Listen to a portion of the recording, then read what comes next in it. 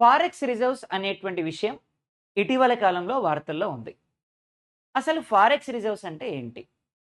ఏదైనా ఒక దేశం వాళ్ళ దగ్గర ఉండేటువంటి విదేశీ మారక నిల్వల్ని ఆ దేశం యొక్క అత్యున్నత బ్యాంకు దగ్గర నిల్వ చేసుకుంటాయి. అవి డాలర్ల రూపంలో కావచ్చు, యూరోల రూపంలో కావచ్చు, లేదా ఇతర కరెన్సీ రూపంలో కావచ్చు. ఎందుకలా? అంటే భవిష్యత్తులో గనక రూపాయి విలువ పడిపోతే వేరే దేశాల నుంచి మనం దిగుమతి చేసుకునేటువంటి వస్తువులు మనకి కాస్ట్లీ కాకుండా ఈ నిల్వల్ని ప్రతి ఒక్క దేశం మెయింటైన్ చేస్తుంది.